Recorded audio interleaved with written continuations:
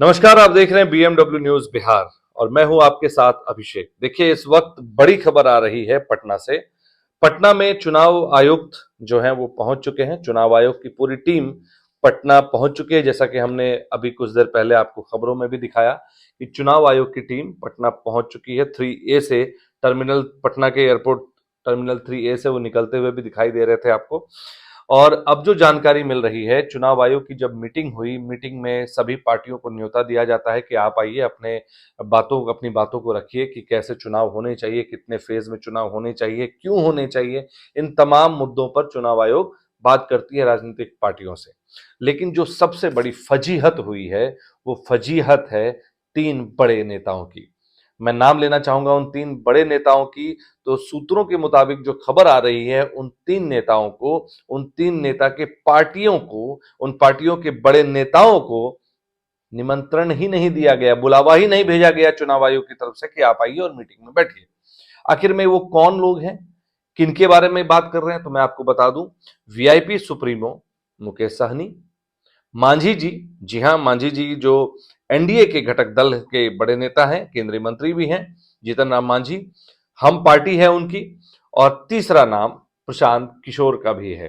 प्रशांत किशोर को भी चुनाव आयोग ने निमंत्रण नहीं दिया, आमंत्रण नहीं दिया कि आप चुनाव आयोग की बैठक में बैठिए और मुद्दों पर बात करिए कि चुनाव कितने फेज में होना चाहिए, कब होना चाहिए, क्या तारीखों को कैसे बांटें, कब तक चुनाव करा लें, कौन सी तारीख से चुनाव शुरू होना चाहिए, मॉडल कोड ऑफ कंडक्ट कब तक लागू हो जाए, आचार संहिता कब तक लागू। ये तमाम जो बातें हैं, चुनाव आयोग जब बैठक करती है तो बड़े जो पॉलिटिकल लीडर्स, पार्टियां होती हैं, उनको बुलाती है, उनसे सहमत लेती है, क्योंकि उनकी भी तैयारियों का जायजा लेना होता है कि तैयारियां क्या हो रखी है।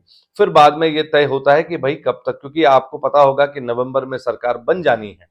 नवंबर के आखिर आखिर तक में सरकार बन जानी है। जहां तक मुझे जानकारी है, 24 या 26 नवंबर तक सरकार का गठन हो जाना है। वहां पर सरकार, बिहार में सरकार बन जानी है, मुख्यमंत्री को शपथ ले लेना है। लेकिन उससे पहले अब तक जो जानकारी आ रही है कि सिर्फ बैठक हुई है अभी चुनाव आयोग की, अभी तक कोई ऐलान नहीं हो रहा है। लेकिन सूत्र, जैसा कि हमने पहले भी अपने एक पोस्ट में आपको बताया कि 8 तारीख तक उम्मीद है कि 8 तारीख को ऐलान हो जाएगा चुनाव आयोग का। लेकिन अब जो खबर हम आपसे साझा करने जा रहे हैं, वो कुछ इस तरह की है कि इस बैठक में कुल 12 मान्यता प्राप्त राजनीतिक दलों को आमंत्रित किया गया था, लेकिन इसमें जीतन राम मांझी, मुकेश सहनी के दलों को निमंत्रण नहीं मिला। इस बैठक में चुनाव आयुक्त डॉक्टर सुखबीर सिंह संधू, डॉक्टर विवेक जोशी, बिहार के मुख्य चुनाव अधिकारी विनोद गुंजियाल और आयोग के वरिष्ठ अधिकारी भी मौजूद रहे। बैठक में कुल 12 मान्यता प्राप्त राजनीतिक दलों को आमंत्रित किया गया था, जिसमें 6 राष्ट्रीय पार्टियां जैसे भाजपा, कांग्रेस, आप, बसपा, सीपीआई, एनपीपी और 6 राज्य पार्टियां जैसे जदयू, राजद, लोजपा, रामविलास, सीपीआई एमएल, रालोजपा और रालोसपा शामिल थी। हालांकि इस अहम बैठक में जीतन राम मांझी और मुकेश सहनी को आमंत्रण नहीं मिला। बताया जा रहा है कि उनकी पार्टियां हिंदुस्तानी आवाम मोर्चा और विकासशील इंसान पार्टी फिलहाल चुनाव आयोग से मान्यता प्राप्त दलों की सूची में शामिल नहीं है। ये भी एक बड़ी फजीहत है। आप सोच सकते हैं कि चुनाव आयोग के मान्यता प्राप्त सूची में शामिल नहीं होने के बावजूद जो मुकेश सहनी का सपना है मुख्यमंत्री बनने का, ये कैसे देखते हैं, जनता इसको कैसे देखती है, ये भी एक बड़ा सवाल है। और उनके जो चुनाव चिन्ह पर जो पार्टी लीडर चुनाव लड़ेंगे, विधायक का चुनाव लड़ेंगे, उन्हें जनता फिर कैसे लेगी, ये भी एक बड़ा सवाल है। चलिए आगे बढ़ते हैं। आपको बता दें, इसी कारण दोनों नेताओं को इस औपचारिक बैठक में भाग लेने का अवसर नहीं दिया गया। बैठक के दौरान आयोग ने सभी मान्यता प्राप्त दलों से चुनाव प्रक्रिया, सुरक्षा और आचार संहिता से जुड़े सुझाव मांगे हैं।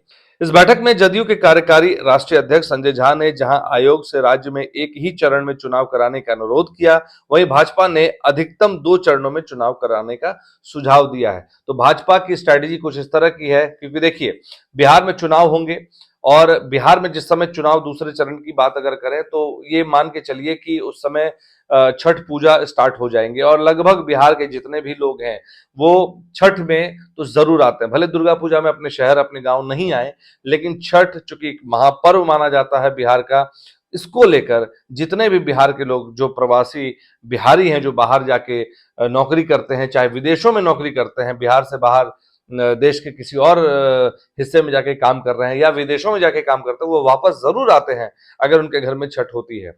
तो उससे क्या होगा कि उन्हें जो एनडीए की जो घटक दल है या एनडीए जो चाहती है, उनके हिसाब से उन्हें अलग से बुलाने की जरूरत नहीं पड़ेगी या कोई स्पेशल टिकट कटा के चुनाव के लिए नहीं आएगा।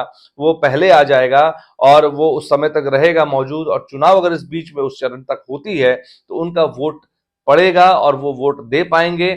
इसको लेकर एनडीए की जो मंशा है वो ये है कि बिहार में चुनाव 2 चरणों में हो जाए। 2 चरण ऐसे समय पर रखा जाए जिसमें कि दिवाली और छठ दोनों शामिल हो जाए। और दिवाली छठ के समय में अगर ये चुनाव होते हैं तो चूंकि एनडीए जो है पूरी तरह से हिंदुत्व का मुद्दा लेकर चलती है, तो उन्हें उम्मीद है कि जो छठ लोग मनाने आएंगे वो हिंदुत्व के मुद्दे पर भाजपा को ही वोट करेंगे, एनडीए को ही वोट करेंगे। ऐसी मंशा एनडीए घटक दलों की है। अब देखिए, भाजपा ने एक और तरीका अपनाया है। इसमें उन्होंने आयोग को सुझाव दिया कि महिला मतदाताओं, खासकर बुर्के वाली पहनने वाली महिलाओं की पहचान सुनिश्चित करने के लिए आवश्यक प्रावधान किए जाएं ताकि मतदान प्रक्रिया में पारदर्शिता बनी रहे। भाजपा ने यह भी प्रस्ताव रखा कि चुनाव से 24 घंटे पहले प्रत्येक मतदाता को एसएमएस के माध्यम से सूचना दी जाए, जिससे मतदान प्रतिशत बढ़ाया जा सके और लोग समय पर मतदान केंद्र पहुंच सके। अब देखिए, इस पूरे घटनाक्रम में या पूरी जो बात भाजपा के लोगों ने, भाजपा पार्टी ने चुनाव आयोग के सामने रखी है, उन्हें लगता है कि जो पिछले चुनाव में भी बहुत जगह, मैं भी एक जगह कवर कर रहा था दरभंगा में, घोड़ापुरा विधानसभा में, तो वहां पे मैंने देखा कि बहुत सारे जो बोगस वोटर्स थे वो बोगस वोटिंग करने के लिए लाइन में लगे हुए, तो बुर्का पहन के लाइन में लगे हुए थे। लेकिन वहां पर जो पुलिस की या जो सीआरपीएफ की जो तैनाती थी, उनकी सक्रियता की वजह से बहुत महिलाएं वोट नहीं कर पाई। तो ये डर कहीं ना कहीं एनडीए को है, क्योंकि वोट प्रतिशत के मामले में आप ये जान लीजिए कि बिहार में मुस्लिम वोट प्रतिशत एक निर्णायक भूमिका में रहता है। तो अगर वैसा होता है तो भाजपा को डर है कि बोगस वोटिंग से उनको नुकसान ना पहुंचे। दूसरा, जैसा कि उन्होंने कहा कि जो एसएमएस वाली बात कही उन्होंने, एसएमएस से ये होगा कि जो लोग अब तक मंशा नहीं बना पाए, पूरे दिन बीतने के, मान लेते 4 बजे तक या 5 बजे तक वोटिंग होनी है, तो 2 बजे 3 बजे तक उनको एक एसएमएस चला जाए या उससे पहले चला जाए दिन भर में एक बार, कि वो लोग वोट करने जाएं, उनको इनकरेज किया जाए, उनको इनकरेज करके वहां तक मतदान केंद्र तक उनको जाने के लिए प्रोत्साहित किया जाए। ऐसा एक एसएमएस किया जाए चुनाव आयोग की तरफ से। बहुत सारे ऐसे लोग हैं जो चुनाव को इतना सीरियसली नहीं लेते हैं, लेकिन मैं कहूंगा अपने दर्शकों से भी कि आप चुनाव को जरूर सीरियसली लें, क्योंकि ये आपका मतदान है। आप खुद के लिए अपने नेता को चुनते हैं, अपनी सरकार चुनते हैं, और यही सरकार आपको रिटर्न में आप ही के जो टैक्स हैं या जो भी चीजें हैं आप जो भरते हैं उनको रिटर्न करके विकास के तौर पर, जैसे आप अपने क्षेत्र में कभी, मैं जिस क्षेत्र से बिलोंग करता हूं वहां हमने सोचा भी नहीं था कि वंदे भारत जैसी ट्रेन हमें मिल पाएगी, एक्सप्रेस ट्रेन, इतनी फास्टेस्ट ट्रेन मिल पाएगी, या बिजली का नवीनीकरण हो जाएगा, सड़कें इतनी अच्छी हो जाएंगी। तो ये तमाम चीजें जो सरकार आपको रिटर्न देती हैं, विकास का मॉडल दिखाती हैं, वो हमारे ही पैसे से हमें वापस करती है। लेकिन सबसे पहले ये देखना होगा कि हम किसे चुनते हैं। इसलिए हम अपने दर्शकों से भी ये कहेंगे कि आप चुनाव में जरूर शिरकत करें, अपना वोट को समझें, अपने मताधिकार का प्रयोग करें और ऐसे व्यक्ति और ऐसी सरकार को चुनें जो आपके लिए विकास करे। तो ये तमाम बातें जो हैं वो डर सता रहा है एनडीए को या भाजपा के लोगों को, इसलिए चुनाव आयोग के सामने उन्होंने ऐसी बात रखी। अब देखना यह होगा कि चुनाव आयोग इन मुद्दों पर कैसे एक्टिवनेस दिखाती है और कितनी जल्दी डिसीजन लेती है। हालांकि अभी राजनीतिक पार्टियों से लेकर जनता से लेकर सबको उत्सुकता है, मीडिया में भी उत्सुकता है कि चुनाव आयोग कब ऐलान करता है चुनाव का और कितने चरण में बिहार में चुनाव होने वाले हैं। क्योंकि बिहार में चुनाव के बाद, बिहार के जो चुनावी रिजल्ट आएंगे उसके बाद बंगाल का भी चुनाव है, और बंगाल का चुनाव माना जाता है कि बहुत कुछ बिहार के चुनाव पर निर्भर करेगा।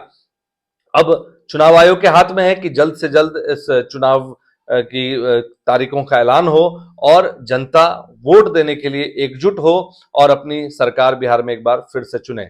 आप इस खबर को कैसे देखते हैं, बीएमडब्ल्यू न्यूज बिहार के कमेंट बॉक्स में जरूर लिखें अपनी बात। और अगर आपको लगता है कि हम आपके क्षेत्र में आकर आपकी आवाज को और बुलंद करें तो आप अपने क्षेत्र का नाम जरूर लिखें। हम चुनाव के दरमियान आपके क्षेत्र में आएंगे और आपकी आवाज बनने की पूरी कोशिश करेंगे। धन्यवाद। तमसोमा ज्योतिर्गमय गुरुकुल शिक्षा मंदिर संस्थान के साथ बनाए अपना भविष्य। रेगुलर और प्रोफेशनल कोर्सेज, सेकेंडरी और senior secondary courses, law, teachers training courses, pharmacy and nursing के साथ पैरामेडिकल में डायरेक्ट एडमिशन पाए। वेबसाइट विजिट करें या दिए गए नंबर पर कॉल करें। हमारा पता है गुरुकुल शिक्षा मंदिर संस्थान, कल्याण चौक, DS कॉलेज रोड, कटिहार।